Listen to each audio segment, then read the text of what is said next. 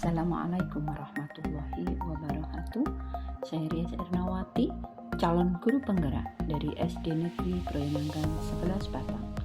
Saya akan memaparkan koneksi antar materi, kesimpulan, dan refleksi pemikiran Ki Hajar Dewantoro. Apa yang saya percaya tentang murid dan pembelajaran di kelas sebelum saya mempelajari modul 1.1.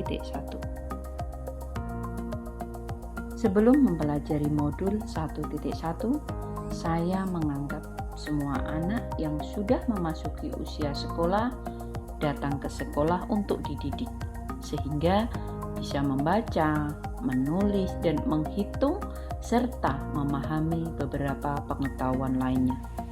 Saya percaya bahwa murid adalah sebagai objek saja. Kelas masih konvensional, kendali masih dominan berada pada guru. Kegiatan belajar selalu dilaksanakan di dalam kelas. Saya menganggap bahwa semua murid adalah lembaran kertas kosong yang bisa diisi oleh siapa saja sesuai selera pengisinya. Sehingga ketika mengajar, saya cenderung untuk memperlakukan keberadaan anak sama antara yang satu dengan yang lain. Memberikan tugas yang seragam tanpa mempertimbangkan keragaman potensi peserta didik. Pemberian sanksi ataupun hukuman kepada peserta didik dengan tujuan dapat mengubah perilaku mereka ke arah yang lebih baik. Apa yang berubah dari pemikiran atau perilaku saya setelah mempelajari modul ini? Banyak hal yang saya pelajari tentang konsep pendidikan Ki Hajar Dewantoro melalui modul 1.1 Refleksi Filosofis Pendidikan Nasional Ki Hajar Dewantoro.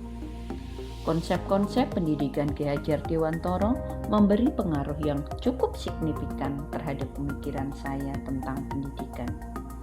Pengajaran ternyata tidak sama dengan pendidikan. Konsep pengajaran saya berubah setelah mempelajari filosofi pendidikan dari Ki Hajar Dewantoro. Filosofi menuntun, filosofi padi dan petani, kodrat zaman dan alam, sistem Among, asas trikon, dan trilogi pendidikan. Itulah beberapa filosofi dari Ki Hajar Dewantoro yang akhirnya menyadarkan kekeliruan saya selama ini. Selama ini saya memandang anak sebagai objek dalam pembelajaran di kelas, padahal seharusnya merekalah subjek pembelajaran, merekalah pemegang kendali pembelajaran.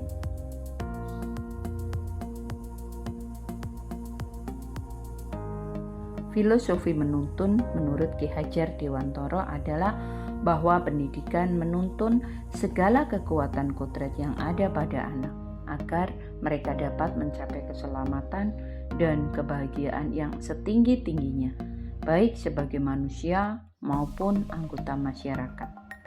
Dalam proses menuntun ini, seorang guru tidak boleh melakukan pemaksaan terhadap anak, dan hendaknya proses menuntun harus dimulai dari diri pendidik sendiri.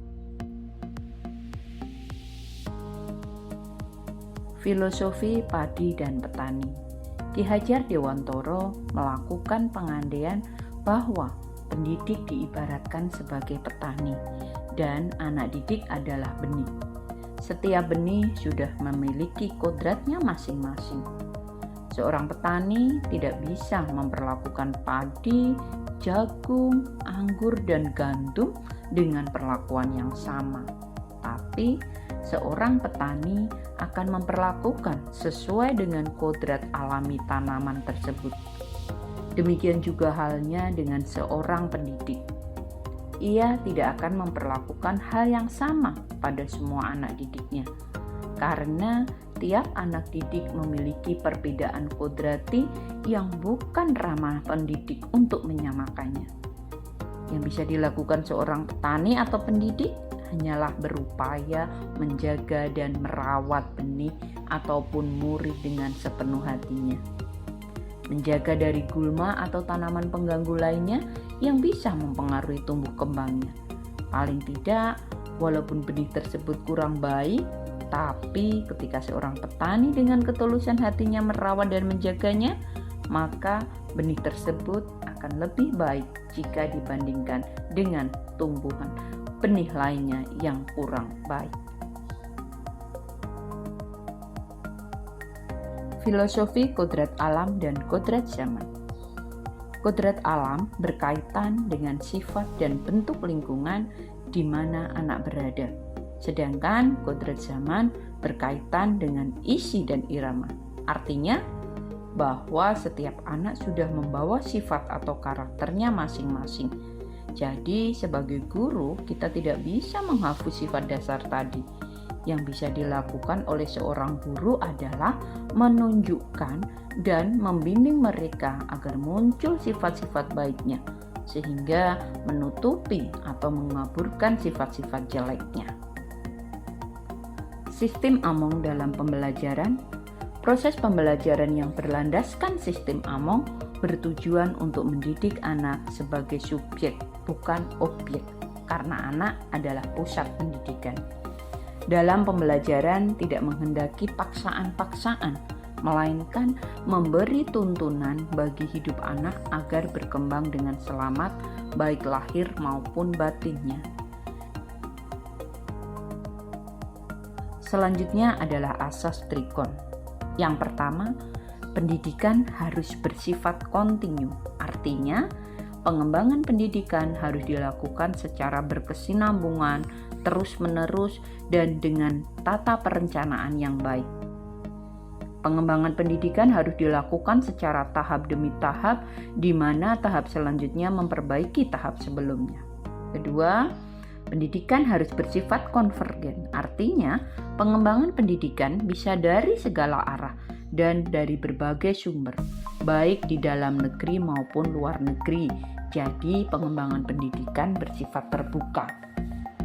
Asas Trikon yang ketiga adalah pendidikan harus bersifat konsentris, yang artinya pengembangan pendidikan yang dilakukan harus tetap berdasarkan pada kepribadian bangsa kita sendiri. Tujuan utama pendidikan adalah menuntun tumbuh kembang anak secara maksimal sesuai dengan karakter kebudayaannya sendiri. Oleh karena itu, meskipun Ki Hajar Dewantara menganjurkan kita untuk mempelajari kemajuan bangsa lain, tetapi semua itu ditempatkan secara konsentris di mana karakter budaya kita sebagai pusatnya. Apa yang bisa segera saya terapkan lebih baik agar kelas saya mencerminkan pemikiran Ki Hajar Dewantara?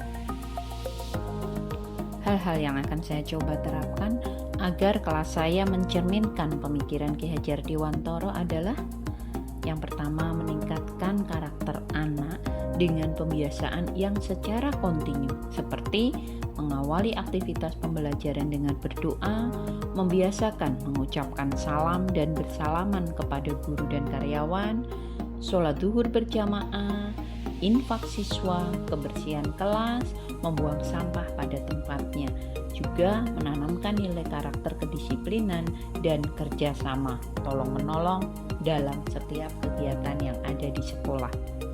Selanjutnya, saya akan berusaha untuk membudayakan budaya lokal untuk mentransformasikan pendidikan karakter anak. Salah satunya dengan menghidupkan kembali permainan-permainan tradisional dalam kegiatan pembelajaran. Yang terakhir, saya berharap saya bisa memaknai semboyan Ki Hajar Dewantara, yaitu Engarsa Sung Tulodo. Dari atas saya bisa memberikan teladan bagi setiap anak didik saya. Ing Madya Mangun Karso, di tengah saya bisa menjadi teman yang memberikan semangat serta tuturi handayani. Dari belakang saya bisa memberikan dorongan moral serta semangat belajar. Demikian pemaparan, kesimpulan dan refleksi mengenai pemikiran Ki Hajar Dewantara. Salam dan bahagia. Wassalamualaikum warahmatullahi wabarakatuh.